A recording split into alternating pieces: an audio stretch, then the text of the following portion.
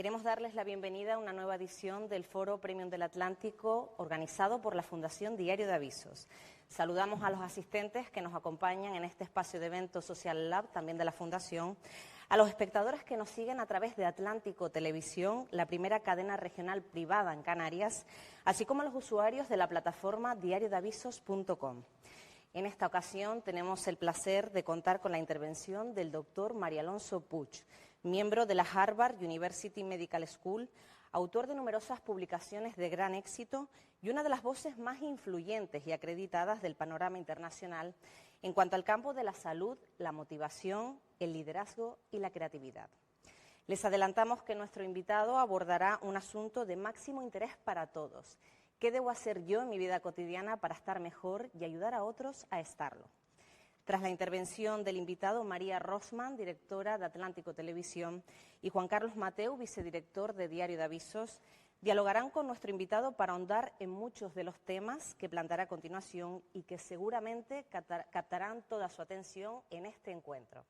Sin mayor preámbulo, damos la bienvenida al doctor María Alonso Puig.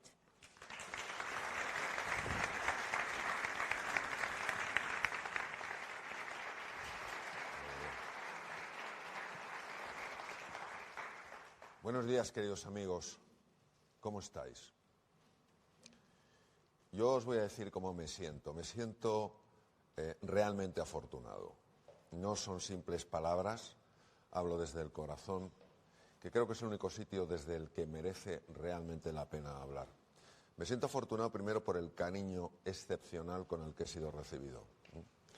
Segundo, me siento afortunado porque estoy en una de las islas afortunadas. Y volver al paraíso siempre viene muy bien. Y en tercer lugar, me siento afortunado porque realmente había una dimensión que yo no conocía de estas maravillosas islas, que es todo lo que estamos viviendo. Esta tecnología, este plató de televisión, este diario de avisos. Y como decía mi maestro de Zen Genpo Roshi, hay que saber dar las gracias. Cuando uno se siente afortunado, tiene necesidad de dar las gracias. Y quiero dar las gracias a las personas que me habéis invitado, empezando por ti, Lucas, por gente tan maravillosa, Guasimara, María, Juan Carlos y, cómo no, nuestro querido Carmelo, ¿no? Y todas las personas que hacéis posible esto.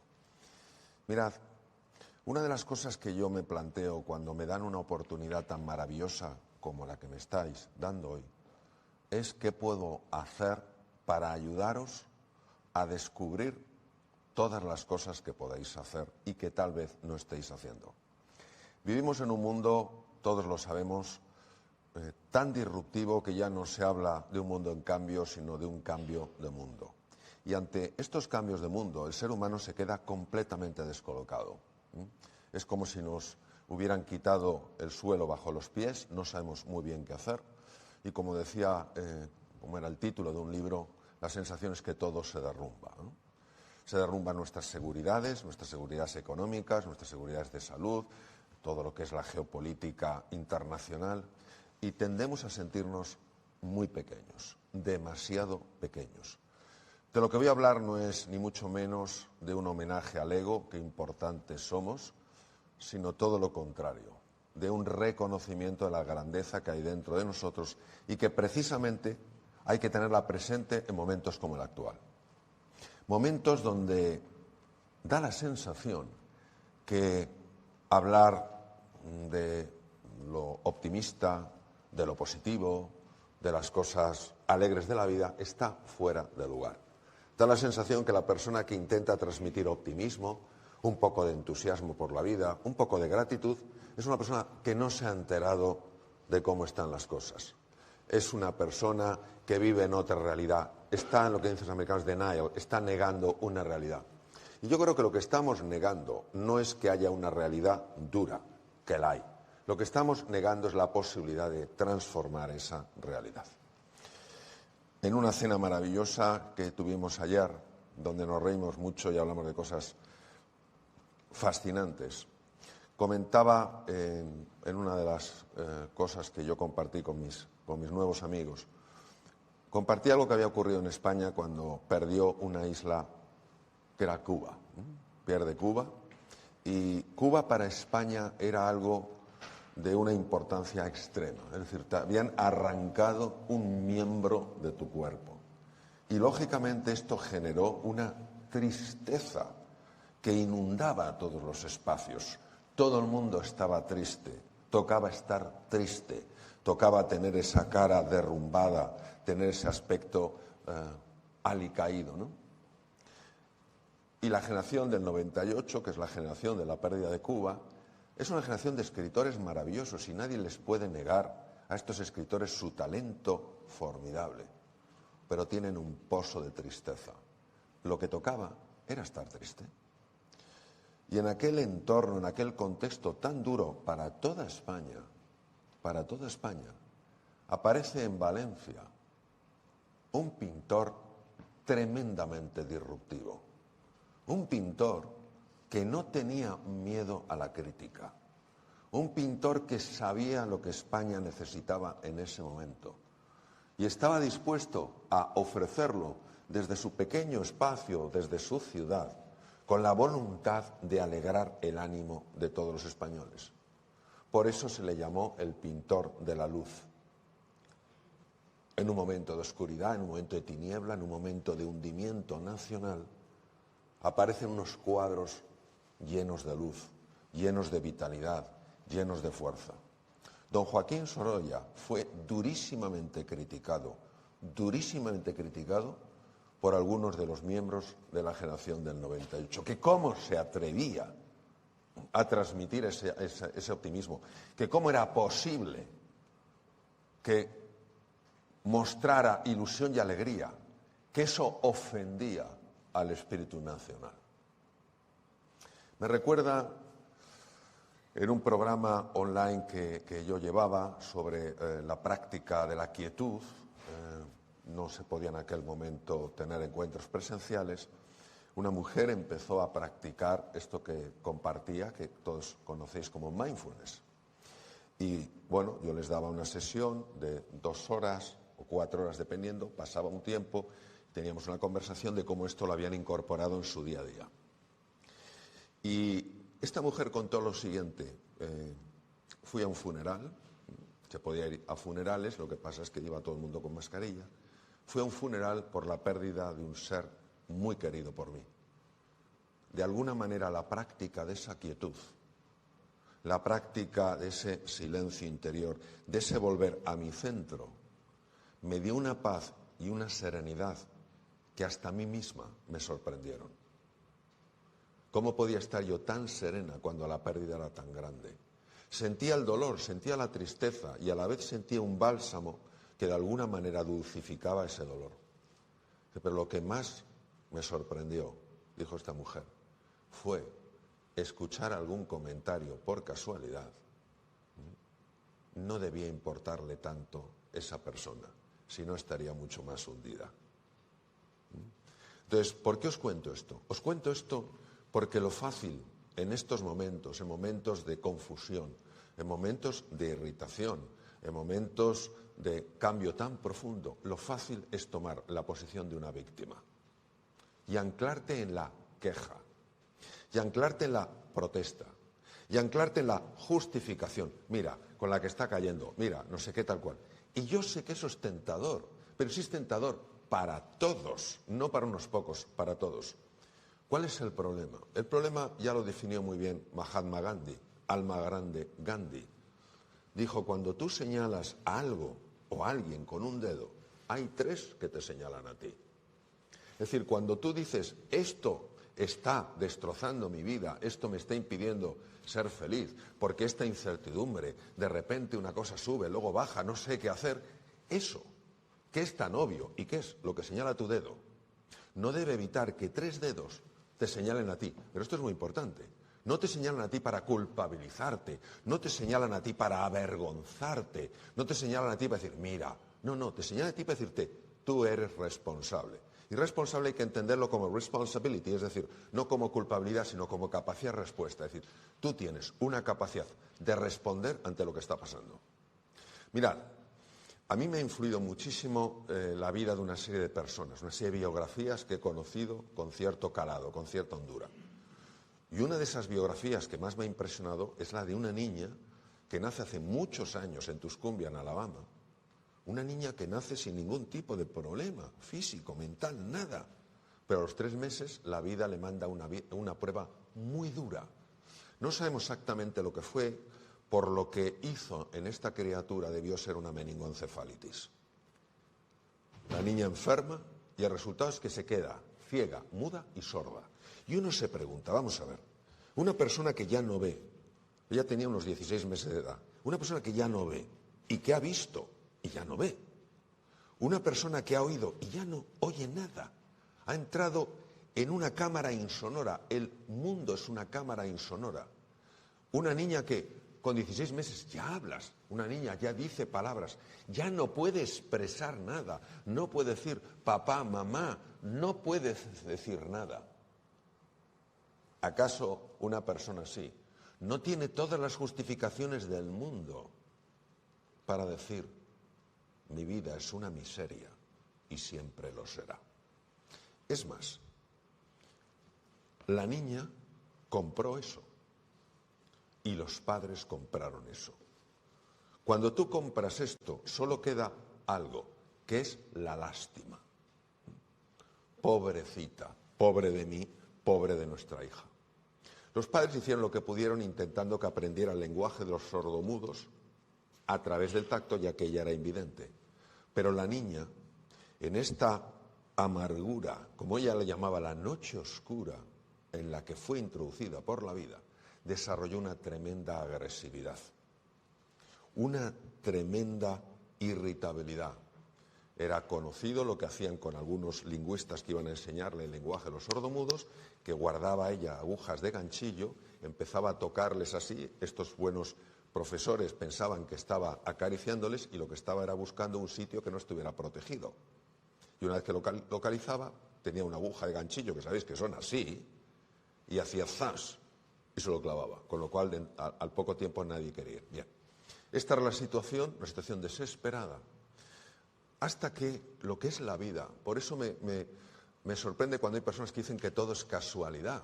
Para mí, y es mi forma de verlo, todo es causalidad. Pasaba ni más ni menos que Alexander Graham Bell, el gran inventor. Pero ¿por qué este hombre conocía a una familia en Tuscumbia, Alabama? Que en aquella época, imaginaros, iban con coches de caballos. Pasa y pregunta por la niña, ¿cómo está Helen? Alexander, no tenemos nada que hacer, es un animal salvaje, es nuestra hija, nos da lástima, pero cuando nosotros muramos, ¿qué será de ella? Y Alexander Graham Bell solo les dijo una cosa: no abandonéis, no tiréis la toalla, nunca lo hagáis. Voy a hacer un paréntesis. Después de la Segunda Guerra Mundial, sobre todo de la batalla de Inglaterra, sabéis que Winston Churchill jugó un papel importantísimo para evitar que los nazis siguieran en su invasión de Europa. Cuando ya había terminado la guerra, Winston Churchill fue invitado a dar una conferencia a un colegio. Ya os podéis imaginar cómo estaría ese colegio lleno. A dar, pues eso, a lanzar un mensaje a jóvenes, profesores, familiares, a alguien que había sido nuclear en vencer a los nazis. Se acercó al micrófono y dijo exactamente esto, está grabado: nunca, nunca, nunca os rindáis. Y se fue. Había dicho todo lo que tenía que decir. Como me decía en el colegio, lo bueno, si breve, 2 veces bueno. Cerramos paréntesis. Nunca tiréis la toalla, pero Alexander, ¿qué vamos a hacer si nuestra hija ya no tiene solución?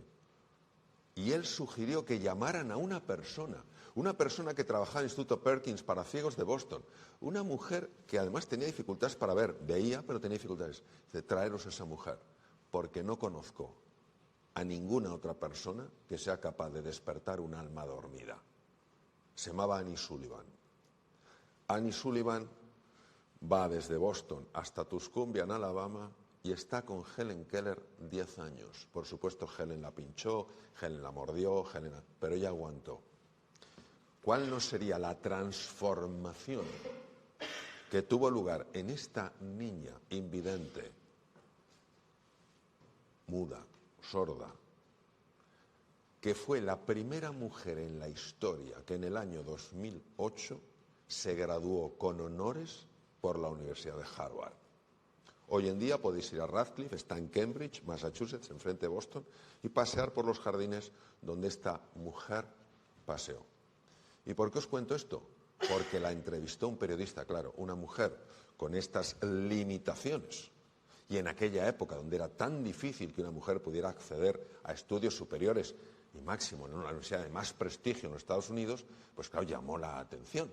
Y un periodista que conocía el lenguaje de los sordomudos a través del tacto, ya que ella no podía ver, le preguntó: señorita Keller, ¿hay algo peor en esta vida que ser ciego? Fijaos qué pregunta, ¿eh? Y dijo: sí, señor, es peor poder ver y no tener una visión, porque cómo ve usted el futuro determina cómo vive el presente. Su fe en el futuro es su fuerza en el presente. Y añadió lo siguiente: dice, yo soy una, solo soy una, no lo puedo hacer todo, pero sí puedo hacer algo. Yo jamás renunciaré a lo que puedo hacer. Este es el mensaje fundamental que quiero compartir con vosotros.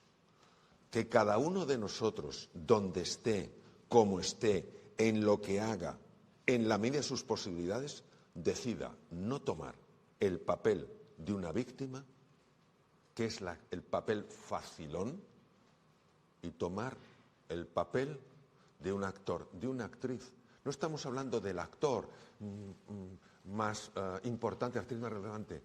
Actores y actrices que estén dispuestos a cambiar las cosas. Dicho esto, y esto es una elección personal, es una decisión de cada uno, porque lo fácil es caer en la seducción de la justificación, en la tentación de la excusa. Es muy fácil, son muy jugosos.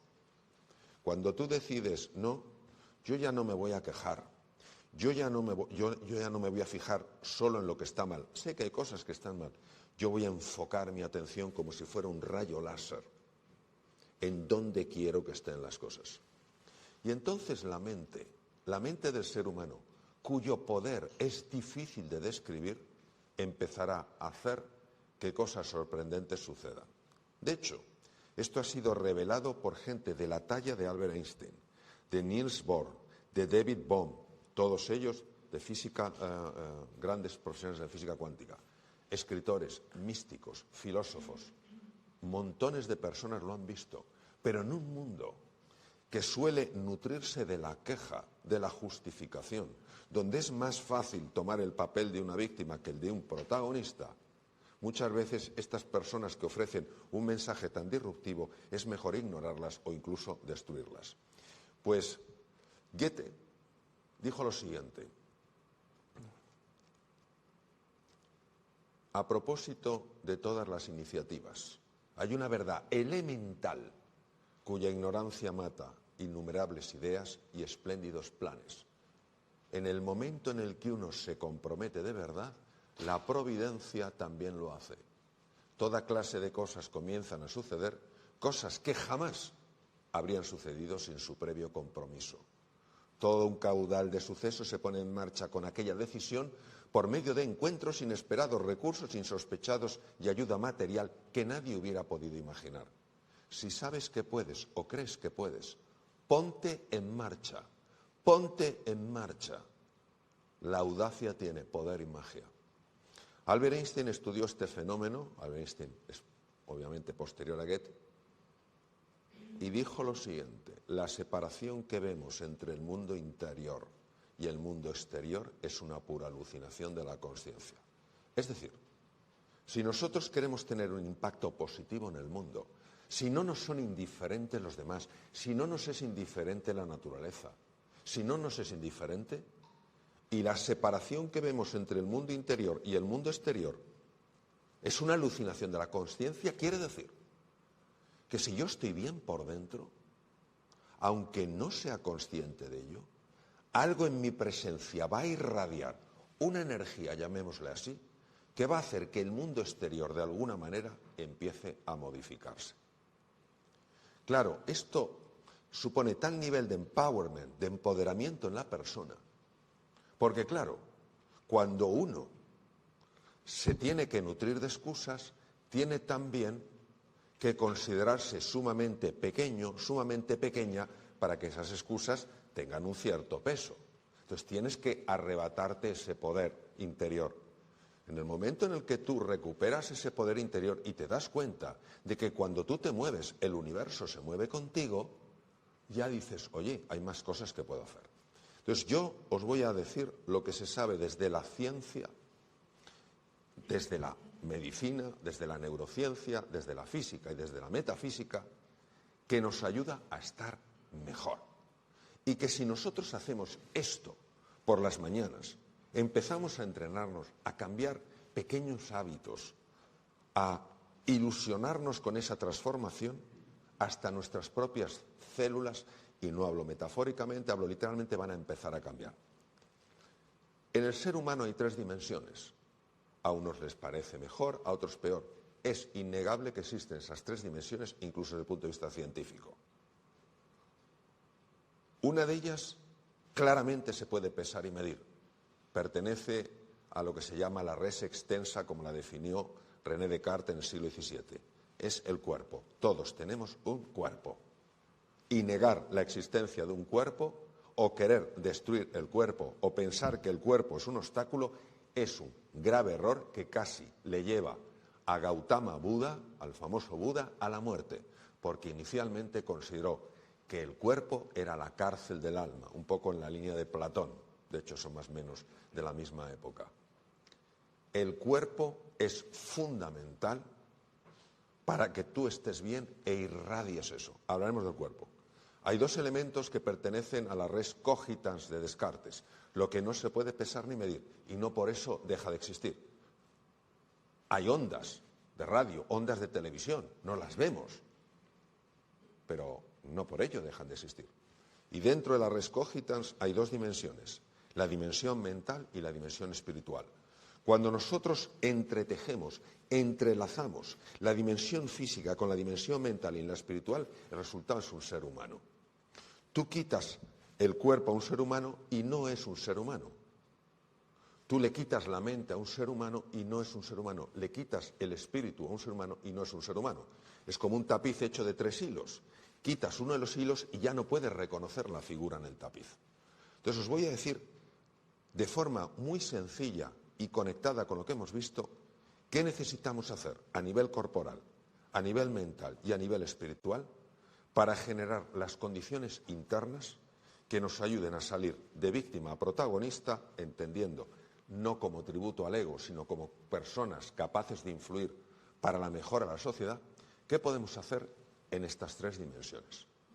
Y si lo hacéis, aunque sea de una forma sencilla, aunque muchas veces lo hagamos de una manera discontinua, si lo tenéis presente y poco a poco lo vais afianzando, vais a notar cambios, no digo ya en vosotros, alrededor de vosotros. Lo que no vais a saber es que esos cambios proceden de vosotros, porque tiene que ver con cómo funciona el inconsciente. Y por su propia definición, el inconsciente es aquello de lo que no somos conscientes. Vamos a hablar de la res extensa. Extensa porque se puede medir, tiene una extensión, se puede pesar y medir. El cuerpo. ¿Qué sabemos hoy que necesitamos hacer todos para estar bien a nivel corporal? Y son 4 cosas. Pero 4 cosas con un impacto tremendo. Y lo que voy a hacer yo es conectar cada dimensión con las otras, para que no las veamos en sentido puramente tradicional. Bueno, yo tengo que hacer ejercicio para tener bien el corazón. Vamos a ver. Primero, la postura tiene una importancia extrema. Hombros caídos, hombros elevados, rostro tenso, mirada baja, cuerpo encorvado, cuello tumbado, son leídos instantáneamente por áreas del cerebro que generan el tipo de sentimientos propios de una persona que se siente insuficiente para hacer frente a los desafíos. Es decir, no es que el sentimiento lleve a ese cuerpo, es que el cuerpo lleva a ese sentimiento. Esto que hoy en día tiene un glamour espectacular, ya fue descrito ni más ni menos que por el grande entre los grandes de la psicología anglosajona, el profesor norteamericano William James, catedrático de psicología en la Universidad de Harvard y que murió en 1910. Fijaos lo que dijo: atrévete a pesar de tu miedo y te sentirás valiente. No dijo cuando te sientas valiente, atrévete. No, dijo atrévete a pesar de tu miedo y te sentirás valiente. Y luego tiene una frase que dice: el pájaro no canta porque es feliz porque canta. Fíjate, es la acción la que te lleva a la emoción. Hoy sabemos perfectamente que cuando el cuerpo se protege, automáticamente empieza a liberarse en la sangre cortisol. Yo llevo hablando del cortisol, no sé, 20 años. El cortisol es una hormona imprescindible para la vida, siempre que siga los ritmos circadianos, circadía alrededor del sol. Pero cuando el cortisol sigue una pauta anormal, ataca todos los órganos del cuerpo, por ejemplo, las propias neuronas. Hace no mucho, en California, la parte norte, un puma, lo que llaman el león de montaña, se salió del lugar donde normalmente viven y empezó a atacar ovejas, ¿no? Y luego empezó a comerse perros y gatos de las poblaciones que había por ahí, que ahora estaban buscando, pero son animales muy ágiles, muy rápidos y muy listos. Pues hubo un señor, esto es una cosa muy curiosa, que tenía tanto miedo de que el puma les atacara, que automáticamente los hombros le pusieron así. Y no le bajaron hasta que no capturaron al puma. Esto es para protegerte, que no te muerdan la yugular. Fijaos cómo el cuerpo reacciona. Entonces, ¿qué quiere decir? Que ajustéis el cuerpo. Es decir, que ese cuerpo derrumbado no es un cuerpo que nos ayude. Es un cuerpo, tiene que ser un cuerpo esbelto, hombros hacia atrás, pecho hacia adelante, cuello estirado, mandíbula relajada, una cierta sonrisa, respiración abdominal. Entonces, la postura es fundamental, ajustar la postura. Al principio te va a parecer raro, porque vas a creer que todo el mundo te mira. No te mira nadie. Si cada uno va a su bola. Cada uno va a su bola. Segundo elemento, nutrición. Yo os voy a hablar de la nutrición no por cosas como el síndrome prediabético, resistencia a la insulina, inflamación crónica de bajo grado, que no quiere decir de bajo efecto, de gran efecto, de bajo grado, porque no es muy intensa, pero es muy extensa. Yo os voy a hablar del efecto que tiene la nutrición en el estado de ánimo. Hace unos años en la Universidad de Columbia, donde estudiaste tú, en gastroenterología, el jefe de gastroenterología, profesor Gresham, descubrió que el tubo digestivo es el segundo cerebro. Hay alrededor de 500 millones de neuronas. Esto es una barbaridad. Y es capaz de regular la actividad del propio cerebro a través fundamentalmente de dos canales: vía sanguínea y el nervio vago. Décimo par craneal, el 80% de las fibras recogen información. Y se descubrió que la salud de la microbiota, de ese conjunto 1,2 kilos aproximadamente de peso, que habitan bacterias, hongos, etcétera, que habitan en el intestino, la salud de la microbiota es determinante en el estado de ánimo de una persona y en su salud. Entonces nosotros nos tendríamos que hacer una pregunta: oye, ¿y qué puedo hacer para cuidar de mi microbiota? Esto es un tema que podemos hablar horas y horas, pero vamos a lo esencial. Lo que puedes hacer es seguir la mejor dieta que existe en el mundo.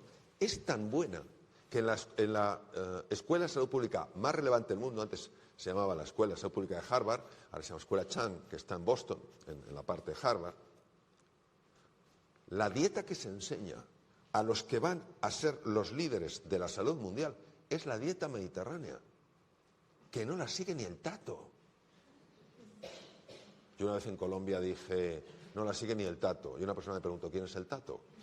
Y le dije yo, no, el tato no existe. Hasta que di una conferencia en Sevilla, dije eso, y se me acerca un señor y dice, yo te voy a invitar a ti a cenar.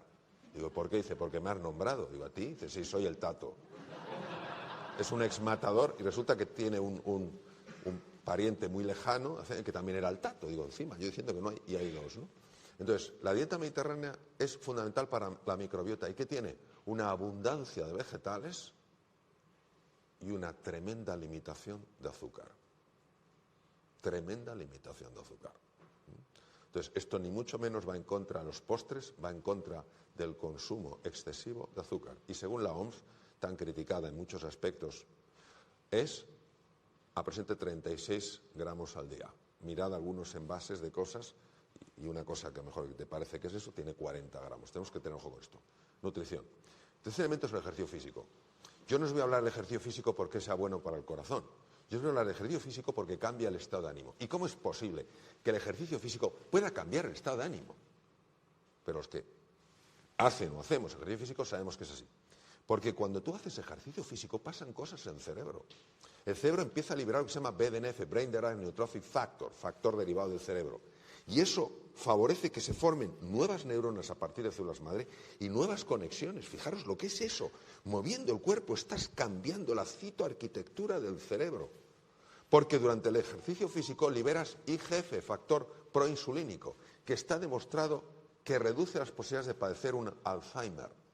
Y porque durante el ejercicio físico liberas VEGF, factor de crecimiento endovascular, que hace que se formen nuevos vasos sanguíneos, con lo cual las neuronas tienen mayor o mejor nivel de nutrición. El ejercicio físico, que no quiere decir que te apuntes a un gimnasio, quiere decir que nos movamos. El sedentarismo se carga el organismo. La persona sedentaria es más irritable. Hay que moverse, hay que dar paseos. Mirad que no tenemos aquí una naturaleza espectacular. Guerra al pijama, salvo cuando vayas a dormir. Hay que salir, hay que moverse. Y luego voy a hablar del sueño. Cuando era jovencito, iba por Madrid y vi un cartel, lo he dicho en muchos sitios, de una bebida alcohólica, que todavía lo recuerdo con espanto. La noche es larga. Ya dormirás bastante cuando te mueras. Os voy a dar unas pinceladas sobre el sueño.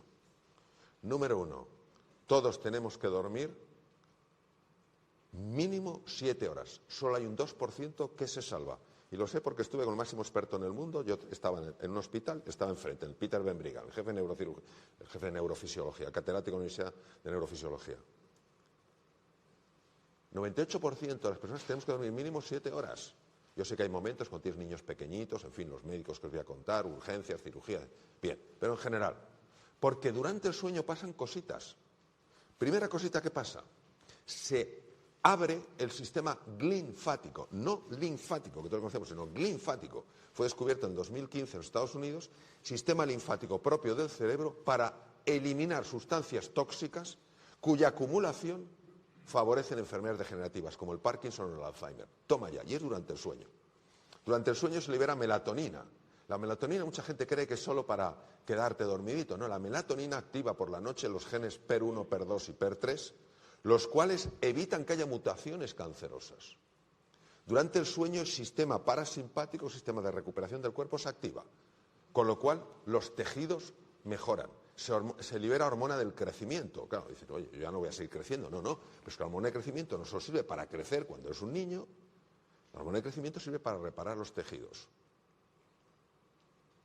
O sea, fijaros la importancia que tiene el sueño.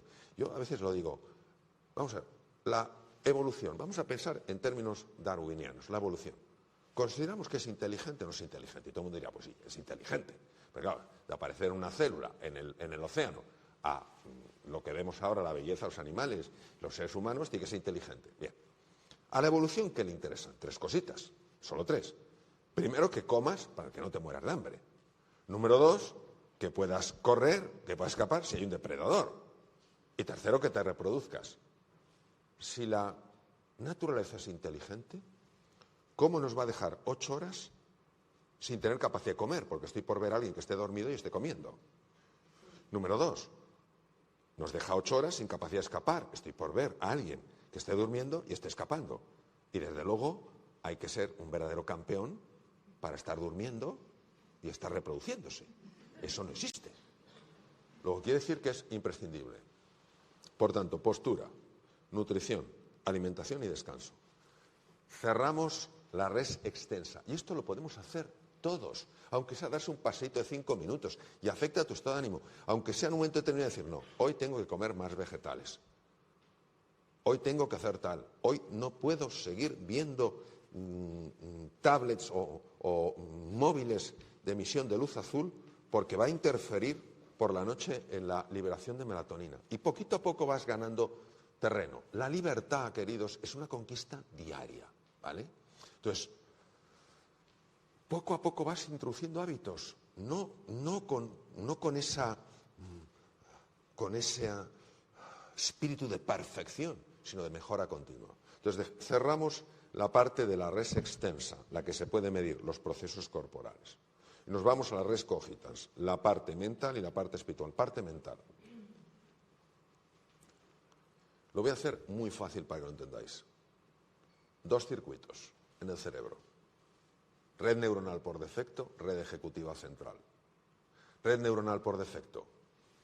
La cabeza siempre al pasado o al futuro. Al pasado para avivar resentimientos, rencores, lamentos, culpas, vergüenzas. Al futuro para traerse angustias de lo que vendrá. Esa es la red neuronal por defecto, que es donde estamos normalmente. No sé si ustedes dando cuenta, creo que sí, de la pérdida de atención que existe no solo en la juventud, sino en las personas adultas. O sea, hoy como el búho, aprende y dice, no, pero hay que ver cómo se fija. Dejas la cara puesta y el resto te lo has llevado.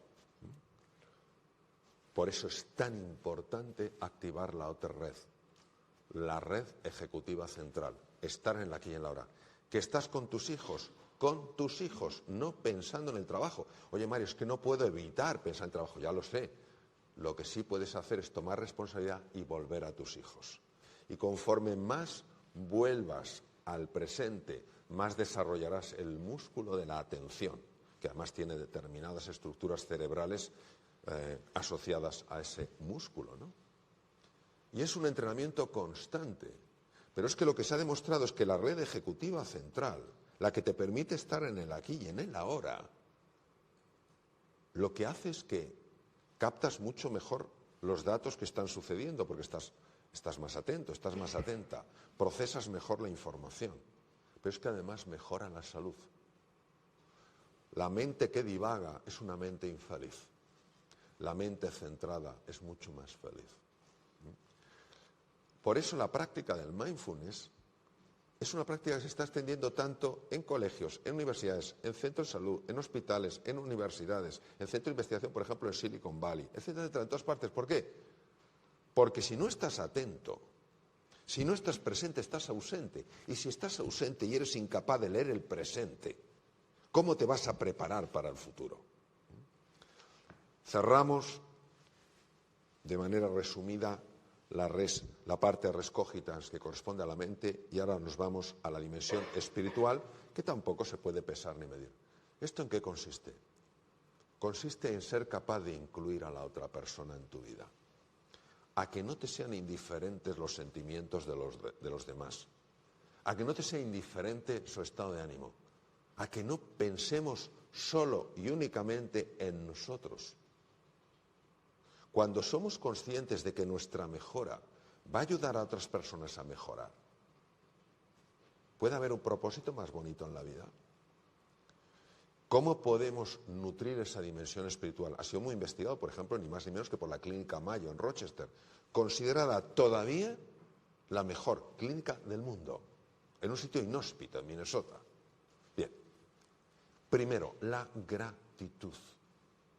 La gratitud.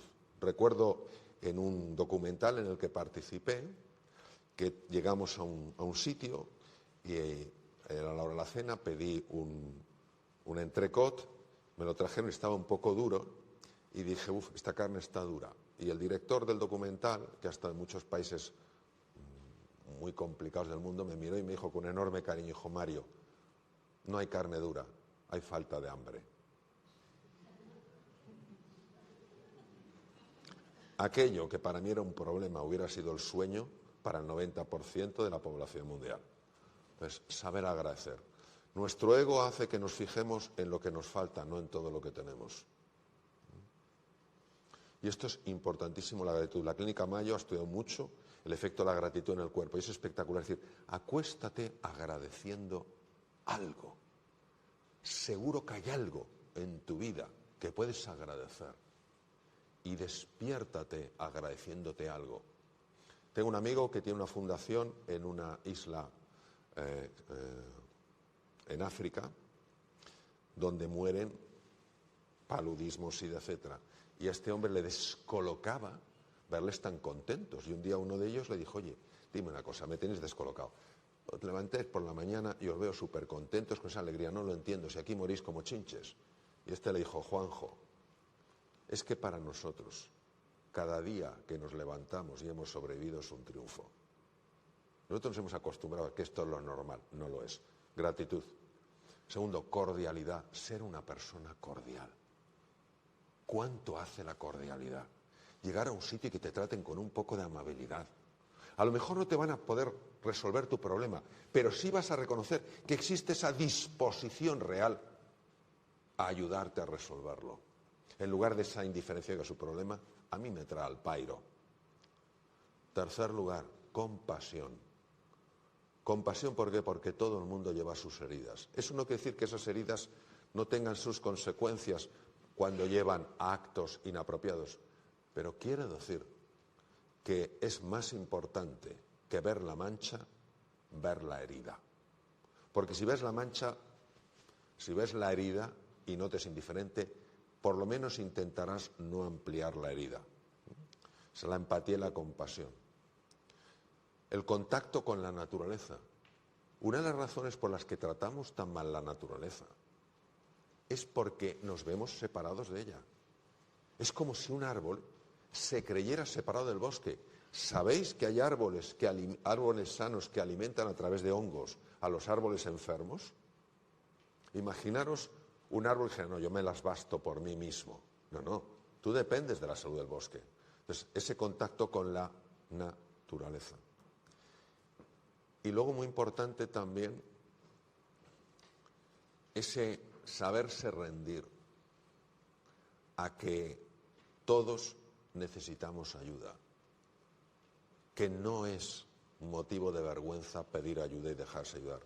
La humildad es una cualidad profundamente espiritual, porque todo lo que ayude a trascender el ego, todo lo que ayude a ir más allá de eso es espiritual. Entonces, ya termino para que podamos tener un bonito coloquio.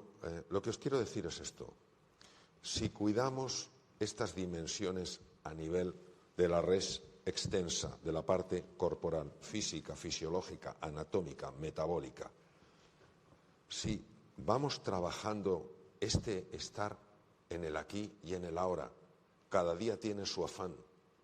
No dejarnos llenar de angustia por lo que vendrá en el futuro, si el futuro lo creamos entre todos, por favor.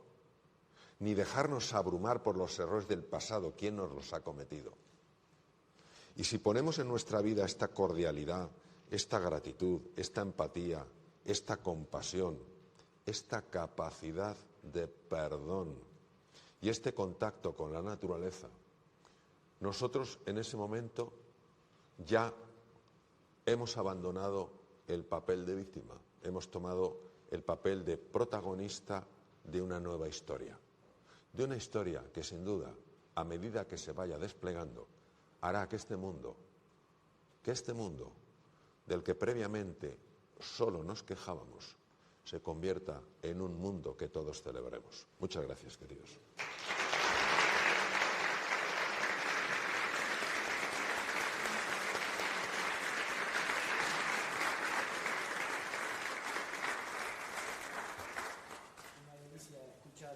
Mario Alonso Puig, uno de los grandes divulgadores más influyentes del mundo, como saben, un excepcional comunicador, como acaban de comprobar con esta maravillosa, esta brillante ponencia, que además nos ha aportado herramientas para responder a la pregunta que da título a este foro, ¿no? Que no es otra que ¿qué debo hacer yo en mi vida cotidiana para estar mejor y ayudar a otros a estarlo?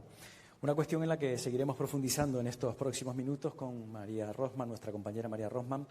Y a mí, de alguna forma, Mario, me gustaría comenzar un poco este coloquio, este diálogo, preguntándote un poco por la esfera global, contemplando lo que está pasando en este mundo con la guerra de Ucrania, con las hambrunas, con la pandemia de la que venimos, con el cambio climático. No sé si compartes que nos lleva a una conclusión de que el ser humano, por un lado, es el mayor riesgo de este planeta, pero también que la autodestrucción depende de nosotros, ¿no? Quiero decir, sin negar que tenemos que afrontar y que vivimos ante una serie de retos, de desafíos, de riesgos, de peligros que están ahí, ¿cómo se puede gestionar esa sensación de que algo catastrófico nos puede pasar? Vamos a ver. Para que nosotros a nivel global podamos experimentar una transformación en el mundo, hacen falta una serie de cosas muy concretas y muy específicas. Primero, una expansión en el nivel de conciencia. Es decir, o vemos lo que no estamos viendo o no hay nada que hacer. Si no tenemos el coraje, si no tenemos la valentía de descubrir nuestra verdad, aunque nos duela, nuestra propia inautenticidad, no hay nada que hacer. O sea, quiero que nos imaginemos que negáramos la contaminación. ¿Para qué vamos a tomar ninguna acción si estamos en la fase de negación, la fase de denial? Entonces, lo primero es tener el coraje de poder contemplar nuestra verdad, la verdad acerca de nosotros, sin ánimo de juzgar, sin ánimo de acusar, sin ánimo de culpabilizar y sin ánimo de castigar, simplemente de conocer con profundidad y con calado. De hecho, hay muchas personas hoy en día, me consta, que están ampliando su nivel de conciencia. Yo llevo unos 30 años hablando de estos temas y yo he trabajado con empresas en muchos lugares del mundo. Y hace años, a mí todo lo que me pedían era liderazgo, gestión de equipos de alto rendimiento, creatividad, patatín patán.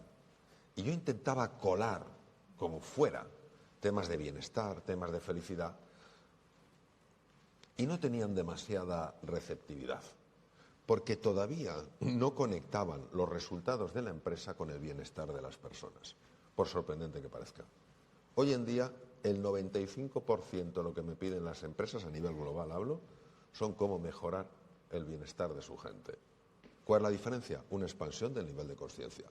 Se han dado cuenta que la gente, que las personas están sufriendo tanto, están en una fase de burnout a tal nivel que ya está afectando los resultados. Entonces, ya me gustaría que se hiciera por amor al ser humano. Lo que más importa es que se haga, aunque sea para mejorar los resultados, y que eso beneficie al ser humano. Entonces, ahí hay una expansión del nivel de conciencia. Una vez que se expande el nivel de conciencia, se toma responsabilidad. Me invitaron a dar una conferencia para un grupo de ingenieros de muchos sitios del mundo, y era la primera conferencia que se les daba sobre el estrés crónico, el burnout. Y en el cóctel se me acercó un ingeniero que vivía en Estados Unidos y me dijo: Mario, qué bien, por primera vez se empieza a hablar de esto, ya no podemos más. Entonces, un aumento en la expansión del nivel de conciencia lleva a que se empiece a hablar de eso. Antes de la pandemia, el 25% de la población española consumía ansiolíticos y antidepresivos y no lo hablaba nadie. Ha hecho falta una intensificación del problema, no que aparezca el problema ya venía, una intensificación para que se hable. Y cuando se habla, porque uno se ha dado cuentas de la envergadura del tema, entonces ya se toma responsabilidad. Oye, hay que hacer algo. Entonces existe la motivación, algo te mueve, ¿eh? Y la confianza de que algo puedes hacer. Hay que empezar por pequeños pasos, en este caso por una conversación para hablar del estrés. Y eso lleva a nuevas acciones y acaba cambiando las estructuras. No podemos cambiar la estructura global si ni siquiera estamos teniendo conversaciones auténticas sobre nuestra situación. No podemos negar que el mundo ha evolucionado de una manera extraordinaria desde el punto de vista científico y técnico. Lo cuestionable es si hemos evolucionado desde el punto de vista humano. Eso es lo cuestionable. Nosotros ahora vivimos el doble de lo que es la esperanza de vida, es el doble de a comienzos del siglo XX. A comienzos del siglo XX, una persona de 40 años literalmente era un anciano. Se describía así a las personas de 40 años. Un tranvía atropella y mata en la Gran Vía o en Viena a un anciano de 42 años. Yo veo a las personas igual de agobiadas. No tenemos tiempo para nada. Pero aunque viviéramos 200 años. Entonces, es tomar conciencia y ser capaces de enfrentarnos a una dimensión de nuestra verdad que no es agradable. Nuestra hambre de poder. de someter a los demás, de manipular, nuestra deshumanización, ver a la persona no como un fin en sí mismo, sino como un objeto. Y hace falta esa valentía de aguantar la mirada. A veces tenemos más lucidez y no necesitamos tocar tanto fondo. Pero si no tenemos esa lucidez temprana, necesitaremos tocar un fondo muy hondo para decir, esto no puede seguir así. Entonces, es lo que te diría, empezar a tener conversaciones, pues como estáis teniendo aquí, o como me comentabas ayer, Lucas, cosas tan importantes que estáis haciendo en el diario de avisos sobre temas pues que a la gente les dé pautas para vivir mejor, es decir, es ir cambiando la polaridad. Pero esa polaridad no se puede cambiar si solo nos fijamos en lo que no se puede hacer o en todo lo malo que hay en el mundo, en lugar de poner nuestro foco en lo que sí se puede hacer y en lo que se puede mejorar el mundo. En tu libro Reinventarse pones el foco en la grandeza, que así lo defines, que todos llevamos dentro, entendiendo como grandeza pues cómo vivir de acuerdo a quién es cada cual, ¿no? Y que lamentablemente pocos descubren. Anoche lo hablábamos, hay una frase tuya que lo explica de forma muy, muy clara y muy contundente, y es que la mayor parte de los seres humanos se mueren con la música dentro, nunca la oyeron sonar. ¿Cómo descubrir ese poder oculto? Es una gran pregunta. A mí me encantan los cristales naturales. El cuarzo, la amatista, todas estas cosas. Me encanta porque me parece una armonía, una belleza. Tú ves una amatista, que es ese cristal morado precioso, y si te das cuenta, toda la superficie es muy fea, parece una piedra más. Solo cuando se rompe la apariencia aparece la geoda, esa especie de cueva llena de cristales maravillosos. Entonces, todos nosotros tenemos esa doble condición. Tenemos una condición que no es agradable a los sentidos, y tenemos una condición que escapa a los sentidos. Yo no tengo la capacidad con mis sentidos de ver una geoda y saber que es una geoda, a menos de que conozca la piedra, claro, y sepa que, porque no puedo ver el cristal. Entonces esto es muy importante. Nosotros estamos atrapados por nuestros sentidos. Creemos que el mundo que vemos es lo único que hay. Veo esa piedra fea y creo que eso es lo que yo soy. La amatista, el cristal, la geoda, solo se puede ver con los ojos de la fe. Y la fe no es un acto del entendimiento, es una decisión de la voluntad. Decido apostar. Decido apostar por lo bueno que hay en mí. Decido apostar por lo bueno que hay en los demás. Michelangelo Buonarroti, estábamos hablando, Lucas y yo, antes de figuras del Renacimiento, hablábamos de Leonardo, que es un gran experto, Lucas, como sabéis. Hay una figura que a mí me enamora, que es la de Michelangelo Buonarroti. Michelangelo vivió una época muy difícil de la historia, porque el Papa era Julio II.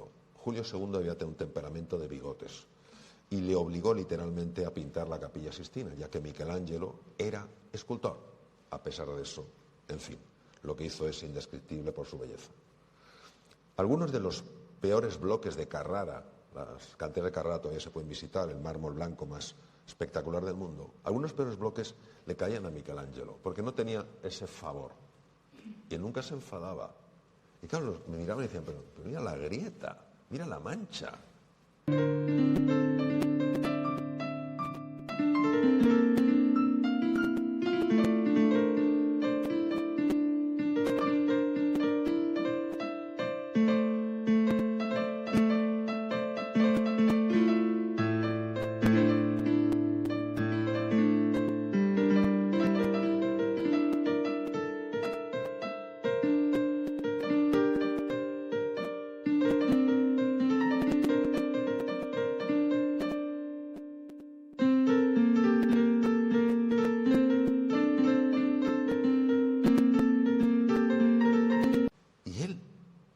Había desarrollado los ojos de la fe y sabía que dentro había una escultura dormida. Entonces lo que él hacía era quitar los fragmentos que sobraban. Sabemos que esto es así por temas de la vida de Michelangelo. Cada uno de nosotros es una escultura. Es absurdo la comparación. ¿Cómo puedes comparar la Pietà con el Moisés o con el David? Si es que son majestuosos cada uno. A uno le gustará más la Pietà, a otro el Moisés, a otro el David, o el que sea. Cada uno somos eso. ¿Qué es lo que necesitamos? Apelar a que esa escultura salga. ¿Y eso cómo se puede hacer? Reconociendo que nuestra apariencia, nuestros errores, nuestros fallos, son reales, son las grietas, son las manchas en el bloque mármol, pero que no somos solo eso. Tan atrapados como estamos en el mundo sensorial, despreciamos el mundo suprasensorial. Por eso, y esto lo sabemos, y seguro que los que estáis aquí, los que estáis igual de presentes para nosotros en el mundo, pero que no estéis ahora presenciales, vosotros sabéis que hay personas en nuestra vida que nos han mirado de una manera tal que nos han transformado. Porque no te has sentido juzgado, juzgada, porque te has sentido inmensamente querido y has salido lo mejor de ti. Haciendo una reflexión sobre estas cosas, hace 2 días escribí una cosa para mí, notas que yo escribo para mí, que dije: lo único que puede sanar de verdad es la capacidad de amar. Y eso es precisamente lo que casi nadie está dispuesto a dar. A ver, es muy fácil amar a la persona que es cariñosa, a la persona que es respetuosa, a la persona que es amable. Es mucho más desafiante ver en esa persona que no es respetuosa, que no es cariñosa, que no es amable, a un ser humano herido, que no justifica su herida lo que hace, pero tampoco niega que hay una herida. Y cuando una persona devuelve algo diferente a lo que recibe, se produce una transformación. Decía Jean-Paul Sartre, premio Nobel de Literatura francés: libertad es lo que tú haces con lo que a ti te hacen. Entonces yo puedo tomar el papel de una víctima: mira, a mí me han hecho esto y por esto soy así. No. Esto es lo que has recibido. ¿Y tú qué has dado? En esta vida, doctor Alonso Puig, que llevamos tan frenética, este estrés que nos está matando de tantas maneras, el vivir en el presente, el vivir el día a día, también conlleva intentar de alguna manera callar los ruidos. Decía usted que el silencio es importantísimo y que el silencio no es la ausencia de sonido, sino la ausencia de ruido. ¿Cómo podemos separarnos de ese ruido que realmente nos afecta el poder ser feliz, ¿no? Esa pregunta, eso que dice María, es de una importancia extrema en la salud física, mental, emocional y en el mundo de relaciones. Vamos a explicar de una manera muy sencilla cómo funciona. Si nosotros vemos las notas de una partitura y vemos a un gran pianista tocando esas notas, nos daremos cuenta de que ese pianista respeta los silencios. Rubinstein era conocido por su manejo magistral de los silencios. Entonces, esos silencios son los que permiten que al espaciarse las notas pueda emerger la música. Si todas las notas fueran seguidas, sin silencios, no habría música, habría ruido. Nosotros tenemos una dimensión de la mente que mete un ruido tremendo. En inglés le llaman el racket. Mira lo que me ha hecho, no sé qué, pues esto se lo guardo, no sé qué, porque todos sabemos lo que es. Y esto puede durar años, y para muchas personas dura la vida entera. Sabemos que ese ruido es tremendamente dañino para la salud. Produce una liberación constante de cortisol. Aumenta el estrés oxidativo. El estrés oxidativo es, nosotros tenemos que obtener energía a través de moléculas como la glucosa. Podemos obtener una cantidad pequeña o una cantidad grande. Que sea pequeña o grande depende de que podamos usar oxígeno o no. Si usamos oxígeno en la combustión, la cantidad de energía es muchísimo mayor. Pero hay que pagar un precio. Por ejemplo, yo quiero ir a un sitio, quiero ir más rápido, oye, pues tengo que pagar una carretera de peaje, me cuesta dinero. El peaje que pagamos es la liberación de unas sustancias que se llaman especies radiactivas de oxígeno. Esas especies reactivas de oxígeno, atacan moléculas para robarles electrones y al atacarlas dañan. Por ejemplo, produce mutaciones o deterioro en la piel. Se sabe que esa conversación, precisamente por producir esa tensión en el cuerpo, aumenta el estrés oxidativo, aumenta el cortisol, deteriora el funcionamiento de las bacterias. Fijaos hasta qué nivel. Cuando una persona está muy estresada, empieza a liberar adrenalina en el tubo digestivo. Y ese tubo, en la luz, donde vive esa colonia de bacterias. Y eso que libera hace que bacterias que se comportan como amigas empiecen a comportarse como enemigas, favoreciendo lo que se llama el leaky gut, el intestino permeable, entran productos tóxicos y todo eso favorece el llamado cuadro de inflamación crónica de bajo grado, que entre ellos produce inflamación cerebral causante ansiedad, depresión, etc. Entonces, lo primero que sabemos es que ese ruido es dañino. Lo segundo que sabemos es que ese ruido procede a nivel físico de la red neuronal por defecto. Si nos damos cuenta, María, cuando vamos al pasado, no es lo frecuente que sea para recordar las vacaciones maravillosas que pasamos en Tenerife, sino para acordarnos del desgraciado, de la desgraciada que me amargaron la vida, o de cómo yo amargué la vida de los demás.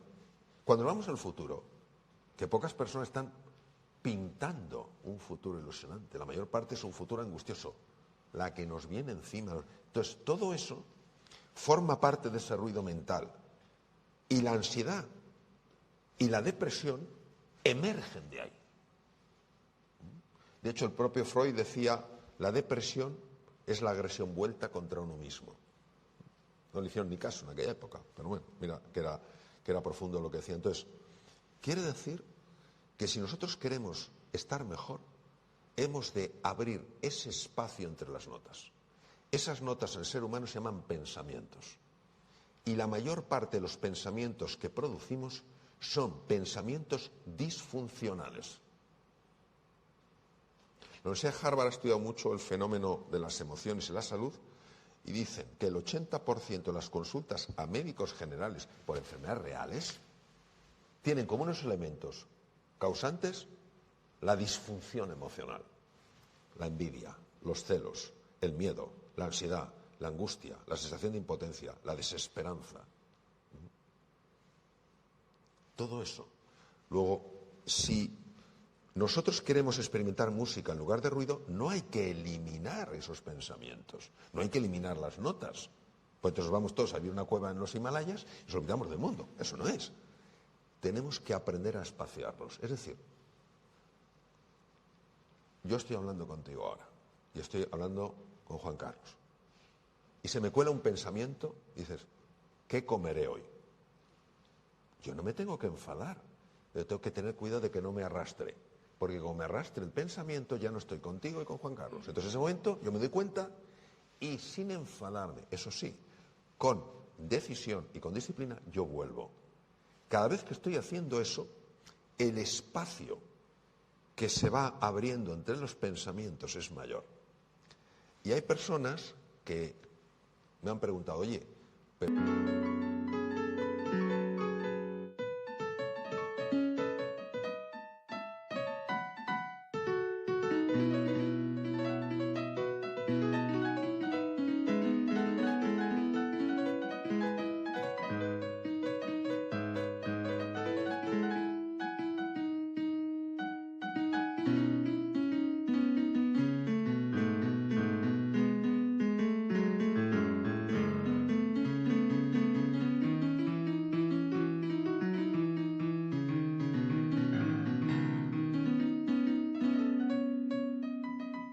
Pero si no pienso tanto, estaré peor. ¿Qué va?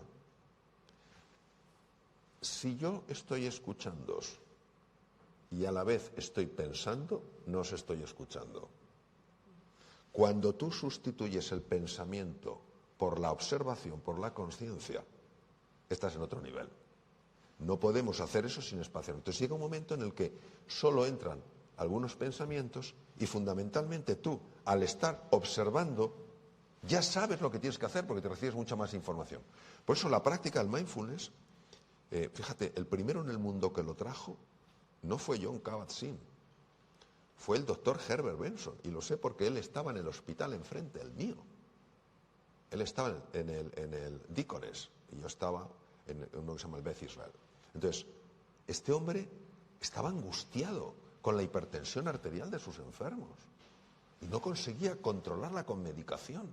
Y no podía inflarle esa medicación porque tiene efectos secundarios.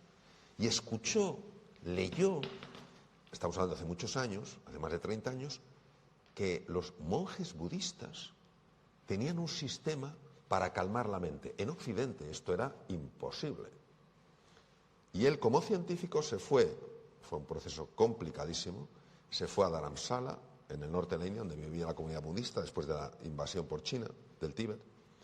Aprendió esto y se lo llevó a sus enfermos.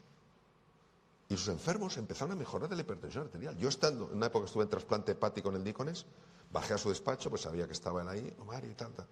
Y estaban demostrando, estaban investigando y demostrando que la práctica del silencio previo a cirugía cardíaca hacía que después de la cirugía, estando intubados, por tanto inconscientes, la incidencia de arritmias posoperatorias por cirugía cardíaca, que no es rara, bajara. Pero es que luego empezó a pasar una cosa muy curiosa. Claro, era cardiólogo puro, luego creó el Instituto Herbert Benson, ahora se llama Herbert Benson, entonces se llama Mind Body, de la Universidad de Harvard. Entonces, algunos enfermos le dijeron, doctor Benson, es que esto nos está ayudando, este silencio, esta quietud, no solo a que usted nos diga que estamos mejor la tensión y que nos encontremos mejor, menos dolor de cabeza, tal cual. Es que estamos empezando a resolver cosas en nuestra vida, yo qué sé, pequeñas cosas, pero cosas como resolverla, la bronca en casa, que siempre es la misma bronca, de una forma diferente. Y entonces él empezó a interesarse por lo que pasaba en el cerebro, siendo cardiólogo, ¿no? Y ya empezó tal. John Kabat-Zinn hizo lo mismo en la Universidad de Massachusetts, también en Massachusetts, claro. Hace 30 años le tomaban por un loco, tiene un mérito este hombre extraordinario. Gente desahuciada, y empezó a enseñarles a trabajar la quietud, y empezaban a mejorar. Hoy en día se ha demostrado que la quietud reduce la intensidad y la frecuencia, por ejemplo, de los episodios de esclerosis múltiple. Y esto se lo explicaba a algunos de los mejores neurólogos de España y se quedan alucinados, porque nuestra medicina muchas veces es muy res extensa, solo lo físico, y la res cogitans, lo mental y lo espiritual, parece que sobra y hay que integrarlo, ¿no? Entonces, ¿qué podemos hacer? Entrenarnos estas prácticas. Pero ¿sabes lo que pasa? Que nuestra mente, que lo lía todo, dice, es imposible que una cosa tan sencilla pueda tener tal efecto. Hoy en día, con más de 30 años de investigación, sea Harvard, Stanford, MD Anderson Cancer Center, montones de sitios, con toda la investigación que hay, todavía hay una resistencia. No, esto no tiene sentido. Con lo ocupado que estoy, con lo ocupada que estoy, voy a cerrar los ojos 10 minutos. No, es que vas a estar mucho mejor. Eso es lo que te diría. Es crear el hábito de la quietud. Es el espacios de silencio para estar bien. Momentos de recuperación. Tú, Mario, que eres médico, has sido médico cirujano, especialista en aparato digestivo, ¿nos confirmas que la ciencia avala que las personas que afrontan una enfermedad de cierta gravedad, si la afrontan con una predisposición favorable, tienen más opciones de salir adelante, que se activa de alguna manera el sistema inmunológico? Sin ninguna duda. O sea, lo puedo avalar, todas las veces que sea necesario. Y voy a dar una sencilla explicación. Hubo una científica norteamericana maravillosa, falleció, una mujer que podía perfectamente haber recibido el premio Nobel de Medicina, la doctora Candice Perth. Ella demostró que todos tenemos receptores en cada célula del cuerpo para distintos tipos de hormonas. El cortisol es la hormona del miedo. Cuando se acopla a un linfocito asesino, por ejemplo, expertos en atacar virus y expertos en atacar tumores, ese linfocito asesino pierde su fuerza. Pero si tú tienes ilusión, tienes confianza, tú bajas tus niveles de cortisol y subes los niveles de otras hormonas. Puede ser serotonina, puede ser dopamina, y eso produce un efecto diferente en el funcionamiento del sistema inmune. Segundo tema, la microbiota está en constante contacto con el sistema inmune, el sistema de defensa, el que nos tiene que proteger de bacterias, virus y tumores, que ahí está la mayor parte de los problemas, quitar los traumatismos, quitar los envenenamientos, etcétera, etcétera. ¿Por qué el 80% del sistema de defensa del cuerpo está en la pared del intestino? Porque la piel mide 2 metros cuadrados, pero el aparato digestivo, la mucosa, el revestimiento interno, si lo abres, equivale a 2 pistas de tenis. Es la mayor superficie del cuerpo, por ahí te puede entrar de todo. Entonces, el 80% del sistema de defensa, el 80% de estos soldados están vigilando esa fortaleza. Cuando una persona, ante una enfermedad, cae en sensación de impotencia y de desesperanza, todo esto produce una forma de estrés llamada distrés.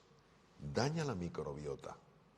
Al dañar la microbiota, hay que tener en cuenta que la microbiota en gran parte adiestra a esos soldados, aunque parezca mentira. Es un órgano externo, pero casi es como interno, ¿no? Eso tiene una repercusión enorme en el sistema de defensa. Por eso, el tener ganas de vivir, el tener confianza, el sentirse apoyado, importantísimo. Por eso es tan fundamental que las personas enfermas, sobre todo de ciertos tipos de enfermedades que generan mucha sensación de soledad, tengan grupos de apoyo. Todo eso reduce la activación del sistema simpático, que es el que produce todas estas alteraciones, y activa el parasimpático. Se sabe que el parasimpático, el sistema parasimpático, hemos visto hasta las proyecciones sobre las células, favorece que esas células sean más agresivas contra los tumores. Entonces, ¿qué quiere decir? No es la panacea. Hay gente súper optimista y súper positiva que no se adelante. Hace poco, yo soy patrono de honor de la Fundación Juegaterapia. Hace poco, pues, hacíamos un homenaje a Elena Huelva, una jovencita maravillosa que falleció de un sarcoma de Ewing con 20 años y era positiva, no lo siguiente. Y entonces, bueno, gracias a ella y a su empuje y a la Fundación, pues se ha conseguido una beca para ayudar a la investigación del sarcoma de Ewing, ¿no? Y esto pasa. Ahora, que no sea el único factor determinante, no quiere decir que no sea un factor que cuente, y mucho, muchísimo. Tú hablabas antes de algunas prácticas orientales. Te quiero preguntar también por ese diferente concepto de felicidad en Oriente y en Occidente, ¿no? Aquí, en teoría, se dan determinadas condiciones que parece que son como más favorables para tocar, para alcanzar, saborear esa felicidad, mientras que en Oriente, pues probablemente con menos recursos económicos y sociales, la gente parece más feliz con menos, ¿no? ¿Eso tiene que ver con la espiritualidad? Sí, esa es una reflexión, yo creo que nos tiene que invitar a pararnos y a considerar lo siguiente. En lo que yo conozco de la cultura oriental, no la oriental occidentalizada, sino la oriental y la occidental.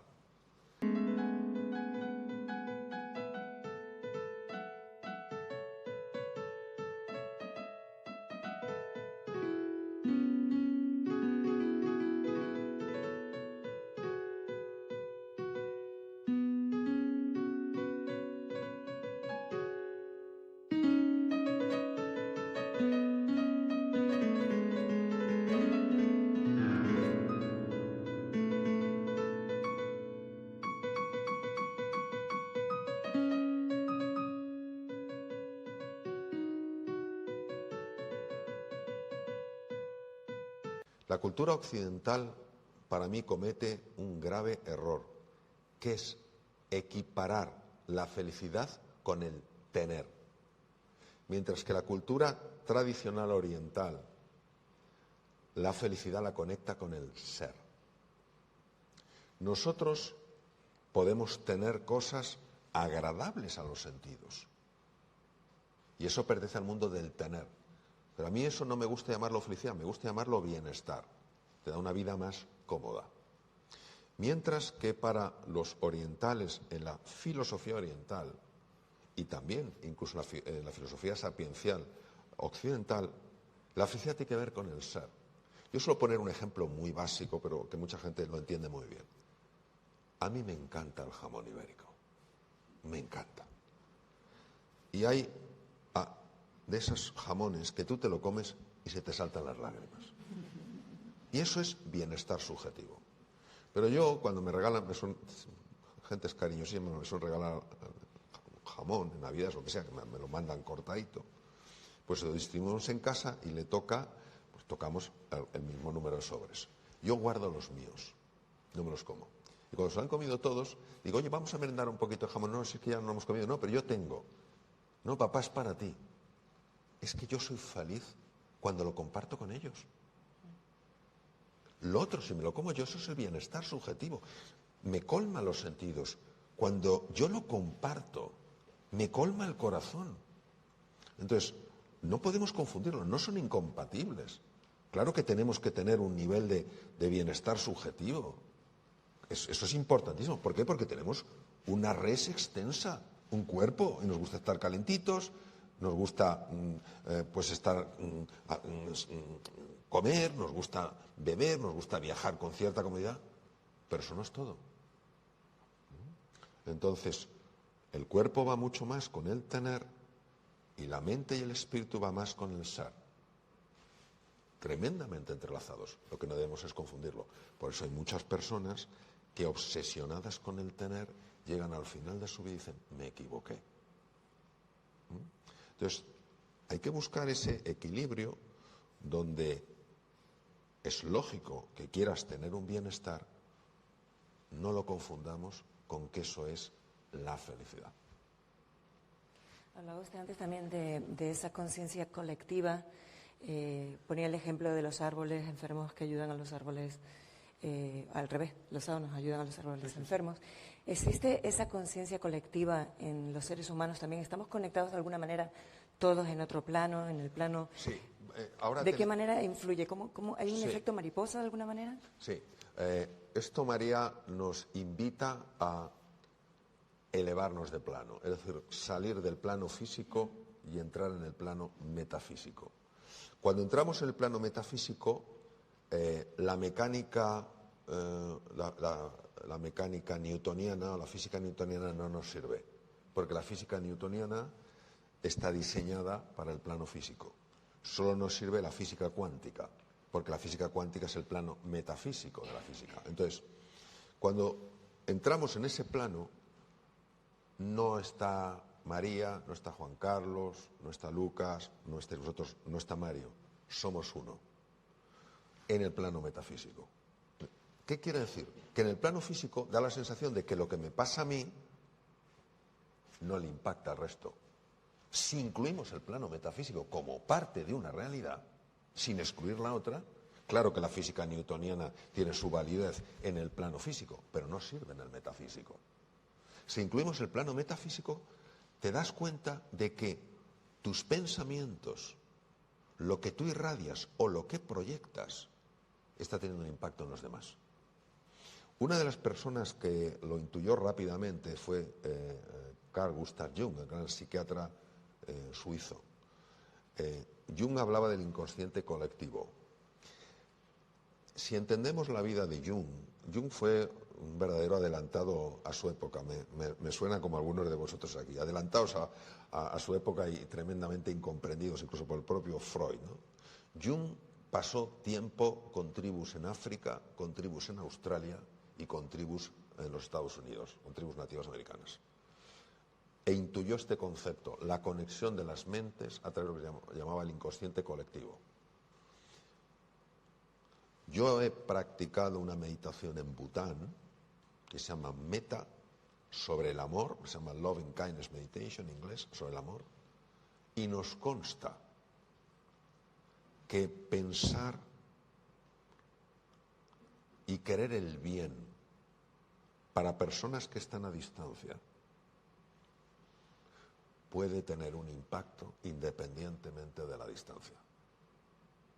Desde una mente tan racional, tan materialista, tan limitada y limitante como la que opera en el día a día, esto es un absurdo. Cuando uno sube de nivel y conecta con la física cuántica y ve que un electrón está comunicándose con otro a miles de kilómetros de distancia, que rompe el paradigma, dices, ¿y si fuera verdad? Claro, esto nos da una enorme responsabilidad, porque quiere decir que tus pensamientos negativos y destructivos no solo te hacen daño a ti, sino que hacen daño a la humanidad. Tus pensamientos constructivos y positivos, sin negar realidades difíciles, realidades dolorosas, no solo te hacen bien a ti, es que están haciendo bien a la humanidad. Sin ninguna duda, sin ninguna duda. Lo que pasa es que, claro, esto es tan disruptivo con nuestra mentalidad, repito, tan materialista, racionalista y limitante, pero fijaos, es como si uno contempla el océano, ve dos dimensiones, ve la superficie y ve el fondo. Las dos existen. Nos hemos quedado en la superficie. ¿Valida eso de alguna manera el poder de la oración? Claro. Vamos a ver, la oración es muy importante porque todo hay que contextualizarlo muy bien, ya que hay personas que ante la palabra oración o la palabra religión sienten que el ánimo se expande y a otros les salen sarpullidos porque han tenido experiencia de todo tipo. Y hay que ser tremendamente respetuoso con lo que cada persona ha vivido y fuera dogmatismos. La oración, como yo la entiendo, es la conexión con un universo infinitamente sabio e infinitamente bondadoso. No que está deseando que metas la pata para ponerte una marquita roja y luego recordártela 1.000.000 de veces, sino que está deseando verte feliz. Entonces, por eso, esa disposición, yo me he encontrado en situaciones, honestamente, en situaciones muy complicadas, tanto profesionalmente como personalmente, donde de hecho me he rendido, lo que se llama el surrender, te rindes y dices, no sé por dónde salir, échame una mano. Y de la nada, out of the blue, de la nada, me ha venido una idea, una serenidad, una paz que me ha hecho conectar con eso a niveles inimaginables. Yo no quiero vender nada a nadie. Lo que tampoco quiero es, por miedo a que alguien piense que yo he fumado algo raro, el no compartir esto. Porque esto hace que nunca te sientas solo, que nunca te sientas sola. A propósito de todas las iniciativas en la verdad elemental, cuya ignorancia mata innumerables ideas y espléndidos planes, en el momento en el que alguien se compromete de verdad, la providencia, llámalo como quieras, también lo hace. Entonces, esa oración es una apertura al universo, no tiene que pasar por una fórmula hecha. No, por supuesto que sí. Quiero preguntar por otro asunto. Vivimos en una sociedad muy polarizada, muy partidaria de poner etiquetas, de dividir, de polemizar. Este es de derechas, este es de izquierdas, este es del Madrid, este es del Barça. En fin, ¿hasta qué punto ese tipo de planteamientos, de etiquetas condiciona nuestra forma de relacionarnos? ¿Cuánto de distinta puede ser la vida sin esas etiquetas?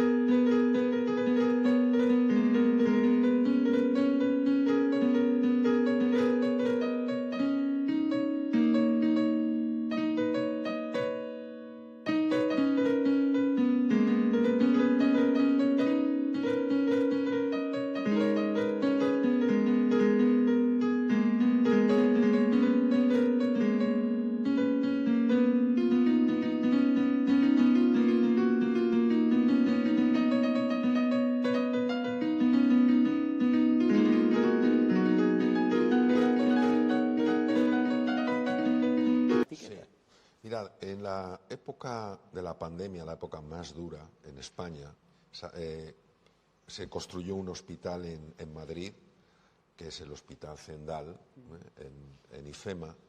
Es un hospital muy grande que se hizo en un tiempo imposible. Me recuerda ayer cuando se daba la beca a la Asociación Española que investiga el sarcoma de Ewing, en honor a Elena Huelva, la cantidad de cosas que se tuvieron que hacer para hacer un baby pelón, que es lo que se vende, y de eso se le da a la Asociación Española, y el pañuelito lo diseñó Elena Huelva. Pues para hacer un baby pelón hacen falta 3 meses.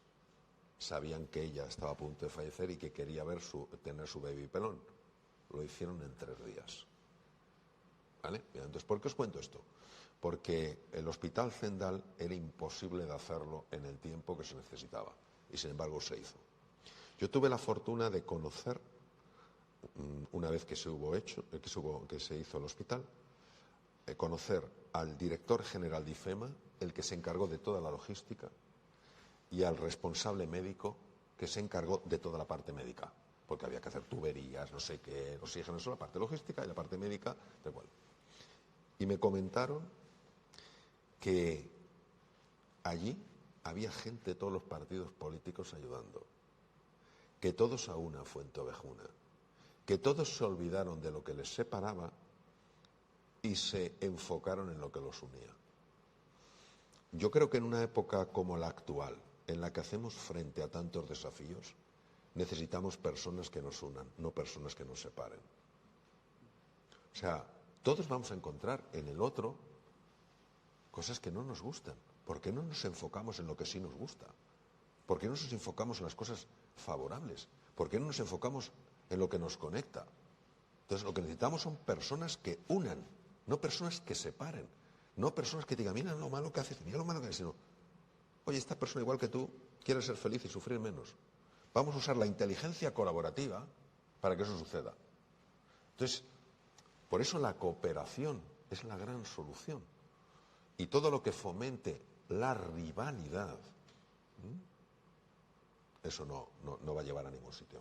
Doctor Alonso, llegó el momento ya de un poco empezar a cerrar el foro para no abusar tampoco mucho de su tiempo. Yo creo que nos quedamos todos con ganas de saber muchísimo más, pero ya se nos acaba un poco el tiempo. Para cerrar, nos gustaría si nos puede hacer una pequeña reflexión, teniendo en cuenta que hoy es el Día Internacional de la Mujer, con este aspecto, y ya yo creo que va siendo hora de que empecemos a despedirnos el día de hoy. Me hicieron una entrevista hace un par de días para un periódico en la península y me hablaban de esto. Vamos a ver. Cicerón fue uno de los personajes más relevantes que ha conocido el mundo. Cicerón dijo que la virtud más hermosa era la justicia. Yo creo que todos, hombres y mujeres, tenemos que estar en favor de la justicia. Y la justicia es reconocer en la mujer exactamente la misma dignidad que en el hombre en todos los sentidos. Y todo lo que vaya a favor de reconocer esa dignidad, me parece que va a ser bueno para todos. Y eso es lo que puedo decir. Entonces, que el mundo necesita el talento femenino, pero si eso es indudable. Lo importante no solo es que la mujer reconozca que está operando en el paraguas de la justicia y no de la injusticia, sino que la mujer consigo misma también haga justicia. ¿A qué me refiero? Yo he estado con muchos directores de recursos humanos en empresas que me han dicho lo siguiente: se ofrece un puesto X. El ideal de condiciones son 10. Una mujer con 8 no se presenta y un hombre con 5 sí. Es decir, la mujer también ha de hacerse justicia a sí misma. ¿Qué quiere decir? Reconocer lo mucho que vale. Reconocer lo necesaria que es.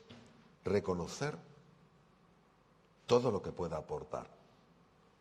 Porque si a mí el mundo, imaginemos, me está diciendo creo en ti y yo me digo a mí mismo que no creo en mí, no vamos a salir adelante.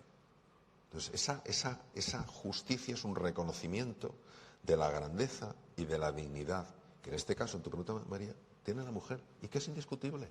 Y que es indiscutible. Déjeme hacerle una última pregunta ya al cierre, muy pequeña, porque anoche se la planteaba y me gustaría que compartiera esa reflexión con nuestros invitados esta mañana. Hablábamos al principio de la guerra de Ucrania, que es una guerra que nos preocupa su evolución. ¿Qué puede haber en una cabeza como la de Putin? ¿A qué moldes mentales responde alguien que ha ordenado lo que ha ordenado en esta guerra? Lógicamente, teniendo en cuenta la tremenda falta de información no sobre lo que hace, sino sobre la persona en sí, yo diría que lo peor que he visto, que el origen de algunas de las peores cosas que he visto obedecen a un hambre desenfrenada de poder. Cuando el hambre de poder en un ser humano le atrapa, esa persona deja de ver seres humanos, ve medios para aumentar su poder. Entonces, yo no puedo de ninguna manera juzgar a este hombre, porque lo que quiero es en mi vida cada vez juzgar menos. Lo que quisiera es comprender su estructura mental. Y lo único que hoy puedo entender es cómo se puede poner en marcha una cosa así, es hambre de poder. Hambre de poder. Por eso toda persona que tenga poder, todos tenemos poder de influir, pero aquellas personas que ocupan puestos de gran poder, es muy importante que no se olviden de por qué están ahí. Están ahí para servir, para contribuir. Por eso el poder tiene que ir unido a la humildad, porque si no te separas. Te separas. Yo esto se lo pregunté a un historiador porque me parecía que era imposible. Me habían dicho que algunos césares, en la época de la Roma clásica, claro, imaginaros todo el mundo, ¡wow, César! Llevaban a una persona que le tiraba en la túnica y le decía, recuerda que eres tan solo un hombre. Recuerda que eres tan solo un hombre. Y dije, no, esto, digo, de luego con Nerón y con Calígula esto sería imposible. Dice, no, con Nerón y con Calígula, pero sabemos que algunos emperadores existían. Entonces, tenemos que tener eso de decir, recuerda que no eres más que nadie. Tienes un puesto más importante. Eso no te convierte en una persona con mayor dignidad a nivel humano. Entonces, en el momento en que perdemos esa conexión con lo terrenal, nos creemos que estamos por encima del bien y del mal. Y entonces podemos encontrar justificación a cualquiera de nuestras acciones. Con ese mensaje nos vamos a quedar, Mario Alonso Puig. Juan Carlos, con un mensaje un poco más optimista, ¿no? Para no quedarnos con esto, ¿no? Para subrayar. Vamos a quedarnos quizás con todos los ejemplos tan bonitos que hemos visto de solidaridad, de resiliencia, de contribución. Muchas personas en muchos lugares del mundo, en España y en muchos sitios, vamos a quedarnos con eso, que en medio de la fealdad también hay el otro, hay belleza. Pues un gustazo escucharle y aprender tanto esta mañana con sus reflexiones. Muchas gracias. Gracias a todos.